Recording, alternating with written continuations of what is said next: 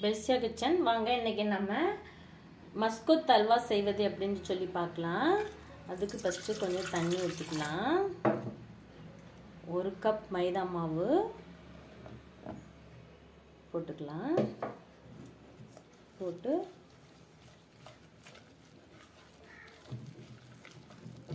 சும்மா சப்பாத்தி பிணைவோம் இல்லையா, அந்த மாதிரி பிணைஞ்சிக்கலாம்.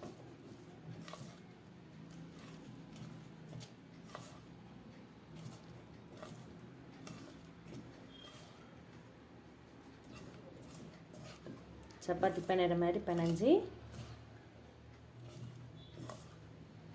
கொஞ்சம் தண்ணியாகவே இருந்தாலும் பரவாயில்ல, ஒன்றும் பிரச்சனை இல்லை.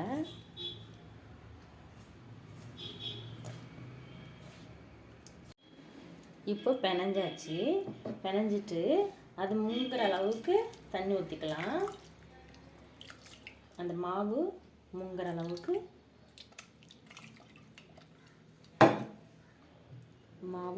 அளவுக்கு தண்ணி ஊற்றி அப்படியே ஒரு அரை மணி நேரம் ஊறட்டும்.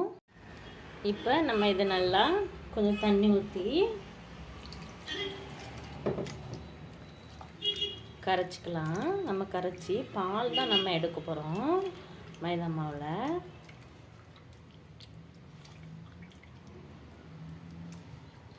நல்லா கரைங்க.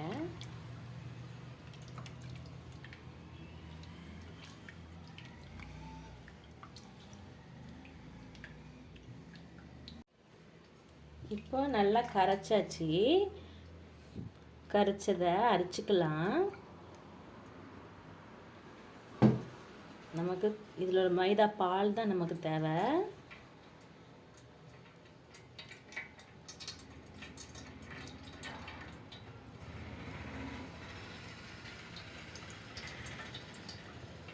உள்ளே இருக்கிற கசடெல்லாம் நம்ம வெளியில் எடுத்துடலாம்.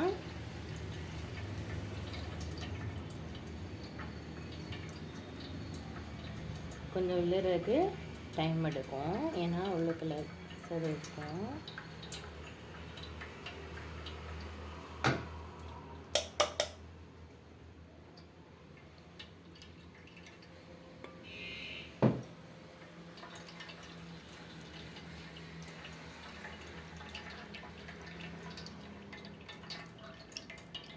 இப்போ நம்ம மைதா மாவு பால் எடுத்து இந்த பாட்டிலில் ஊற்றி வச்சுருக்கிறேன். எதுக்கு இந்த பாட்டிலில் ஊற்றி வச்சுருக்கிறேன்னா, இந்த பால் தனியாகவும் தண்ணி தனியாகவும் பிரிஞ்சு வரும். அதை நம்ம காட்டுறதுக்காக இதில் ஊற்றிருக்கோம். உங்களுக்கு அப்படி கண்ணாடி பாட்டில் ஏதாட்டு இருந்தாலும் நீங்கள் ஊற்றி வச்சுக்கலாம். இது ஒரு அரை மணி நேரம் அப்படியே தெளியட்டும். இப்போ நம்ம தேங்காய் ஒரு அரை முறி தேங்காய் எடுத்து நல்லா அரைச்சி பால் எடுத்து இருக்கலாம். அரை முறையை அரைச்சி எடுத்துகிட்டு வந்துருக்கிறேன். அதை நல்லா ஜல்லையில் போட்டு அரைச்சி பால் எடுத்துக்கலாம். திக்காக எடுத்துக்கலாம். ஃபஸ்ட்டு திக்காக எடுத்து தனியாக வச்சுக்கணும். அதுக்கப்புறம் கொஞ்சம் தண்ணி ஊற்றி அதை தனியாக வச்சுக்கணும். 2 விதமாக நம்ம தனியாக வச்சுக்கலாம். இப்போ திக்காக இருக்கிற பாலை எடுத்துக்கலாம்.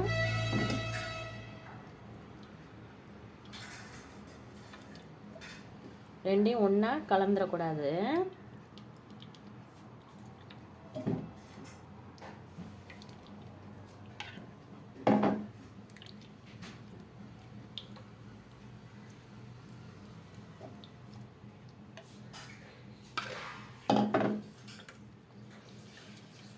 இப்போ இதை இன்னொருக்கா அரைச்சிட்டு இப்போ இது ஃபஸ்ட்டு அரைச்சி எடுத்த பால் கெட்டியாக இருக்குது.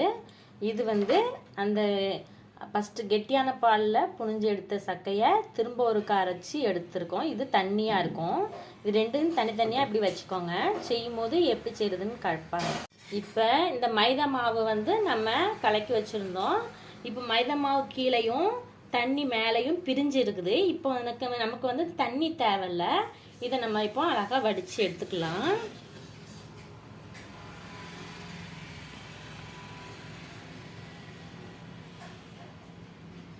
தண்ணியை வடிச்சுக்கோங்க.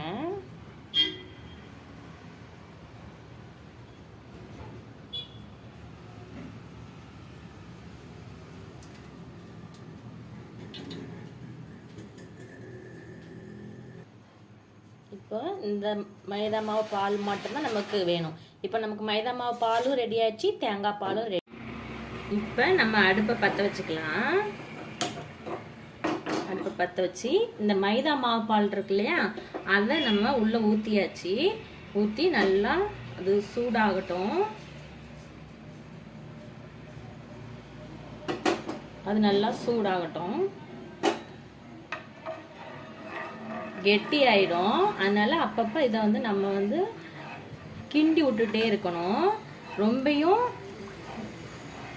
அடுப்பை கூட்டி வைக்காமல் லைட்டாக சிம்லேயே வச்சுக்கலாம். இதில் வந்து நம்ம ரெண்டாவதாக எடுத்தோம் இல்லையா பால், அந்த பாலை உள்ளே ஊற்றிக்கலாம். பால் ஊற்றலை, ரெண்டாவது பிழிஞ்சு எடுத்த பாலை மட்டும் உள்ளே ஊற்றி நல்லா கிளறுங்க.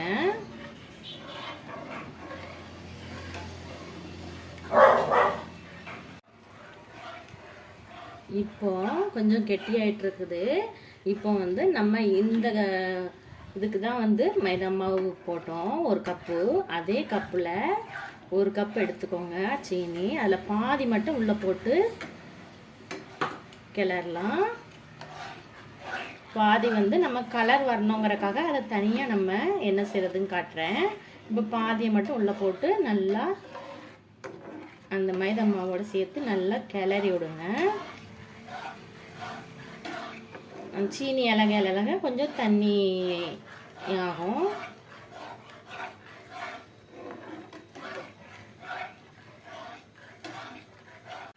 இப்போ இந்த அளவுக்கு இருக்குது பக்குவம். இப்போ வந்து இதை வந்து பக்கத்தில் வச்சுட்டு பக்கத்து அடுப்பில் சிம்மில் வச்சிருங்க. வச்சுட்டு மீதி இருக்கிற சீனி இருக்கு இல்லையா, அந்த சீனியை இதில் போடுங்க. அதையும் அப்பப்போ கிளறி விட்டுக்கலாம். ரொம்ப சிம்மில் வச்சிட்டிங்கன்னா அது கெட்டி ஆகாது. அதுக்குள்ளே நம்ம இதை பண்ணிடலாம். இதுக்கு தண்ணி ஊற்றக்கூடாது.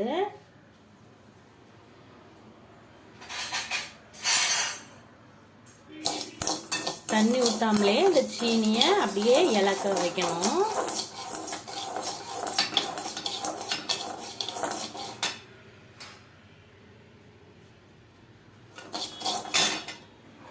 பக்கத்து அடுப்பையும் அப்பப்போ கிளறிக்கோங்க. இல்லைன்னா அது சிம்மில் இருந்தாலும் அது கெட்டி ஆகிக்கும். அதையும் ஒரு கை வச்சு அப்பப்போ பண்ணிக்கலாம். நம்ம வந்து கலர் பொடி எதுவுமே போடுறதில்ல. அதனால தான் இந்த சீனியை வந்து பாதி அதில் போட்டிருக்கிறோம். பாதியை வந்து நம்ம இந்த சீனிலே கலரை கொண்டு வரோம். தண்ணி ஊற்றாமலே அது கரையும் பாருங்க.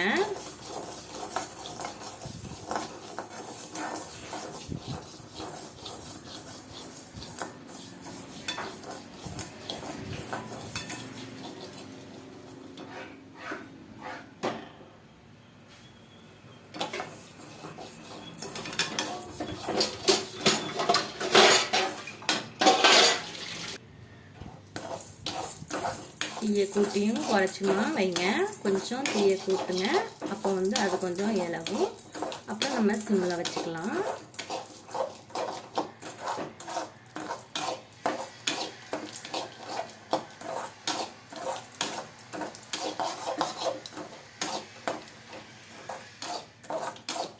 பாருங்க, தண்ணி ஊற்றலை. தண்ணி ஊற்றாமலே நம்மளுக்கு வந்து சீனி எப்படி இப்போ கலரு மாறிடுச்சு நம்மளுக்கு பாருங்க. தேவையான கலரு வந்துடுச்சு. இப்போ இந்த அடுப்புலேயே இதை வச்சுட்டு இதை தூக்கி இதில் ஊற்றிடுங்க. இந்த பாவை இதில் ஊற்றிடுங்க.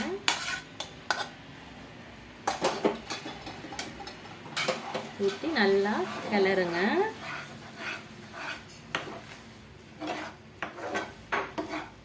பார்த்தீங்கன்னா இப்போ வந்து வெள்ளை கலரில் இருந்த அந்த அல்வா வந்து இப்போ நம்மளுக்கு கலர் வந்து வேற கலர் கொடுத்துருச்சு.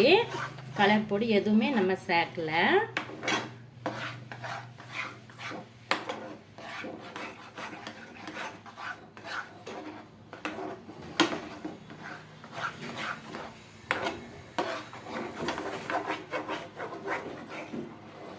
தீயை மட்டும் கூட்டிடாதீங்க. இப்போ நம்ம இந்த ஸ்டேஜில் ரெண்டாவது பாலை நம்ம ஊற்றிடலாம். வச்சுருக்க 2வது பாலையும் ஊற்றி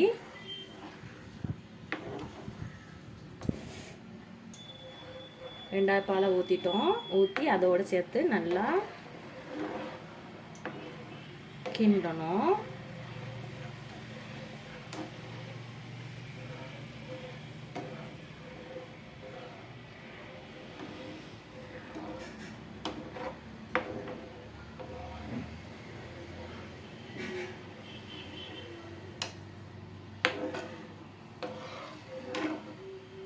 தீயை கொஞ்சம் கூட்டியும் கொஞ்சம் குறைச்சுமா வச்சு அந்த பக்குவத்தை கொண்டு வந்துடுங்க.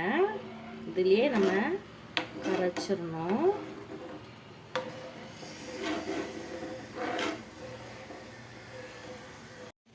இப்போ பார்த்திங்கன்னா முந்திரி பருப்பு போட்டிருக்கிறேன். போட்டு அதை நல்லா இதோட கிளறலாம். இப்போ பார்த்திங்கன்னா உங்களுக்கு எப்படி வந்திருக்குது, எப்படி இருந்தது, எப்படி அல்வா பக்குவத்துக்கு வந்துட்டுருக்குதுன்னு உங்களுக்கே தெரியும்.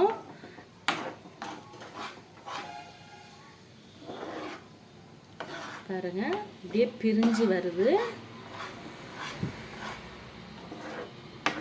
சைடில் ஒட்டுறத நல்லா கரண்டி வச்சு எடுத்து விடுங்க. அப்படியே திரண்டு வருது பாருங்க. கிண்டும் போது அல்வா மாதிரி, இப்படி திருப்பும் போது ஆடை மாதிரி வருது பார்த்தீங்களா.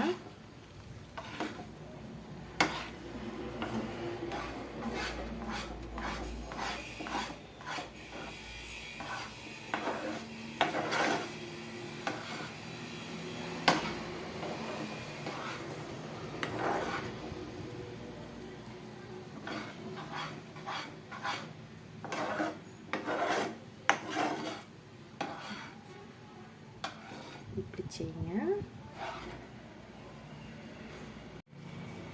இப்போ பார்த்தீங்கன்னா பின்னாடி இந்த மாதிரி இருக்குது பார்த்தீங்களா. இந்த மாதிரி இந்த மஸ்கோத்தில் பின்னாடி இருக்கும் இல்லையா, இந்த மாதிரி பிரிஞ்சு அழகாக வரணும்.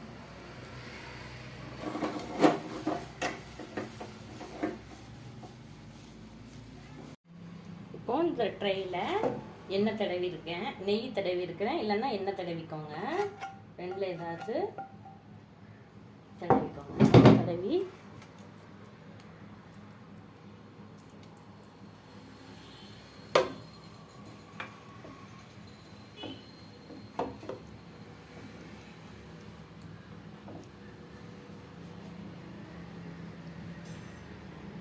சதுரமாக வச்சுக்கோங்க.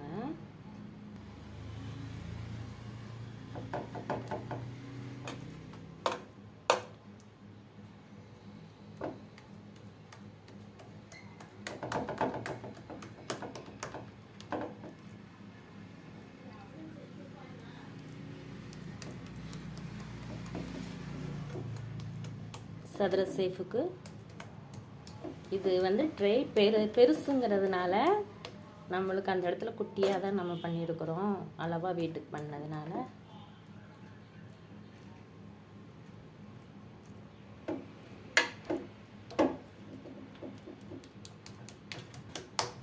இப்படி நல்லா தட்டி கொடுங்க.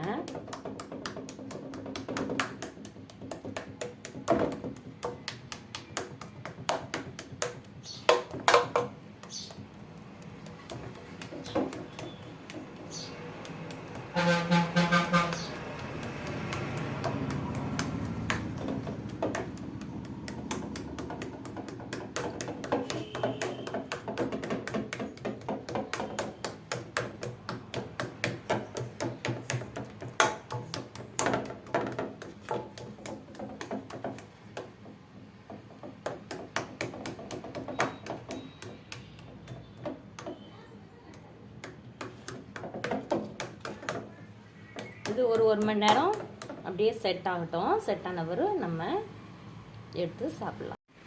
இப்போ பார்த்தீங்கன்னா நம்மளுக்கு அல்வா ரெடி ஆயிடுச்சு. பாருங்கள் எப்படி இருக்குது அப்படின்னு சொல்லிட்டு. இதை பீஸ் போட்டும் வெட்டி சாப்பிட்லாம்.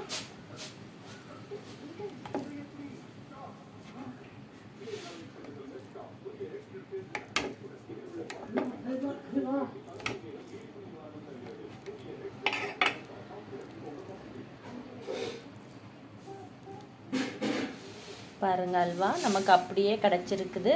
திருநெல்வேலியில் வாங்குற மாதிரியே கிடச்சிருக்கு. இதே போல் நீங்களும் வீட்டில் செஞ்சு பாருங்கள். சப்ஸ்கிரைப் பண்ணுங்கள், லைக் பண்ணுங்கள். தேங்க்யூ.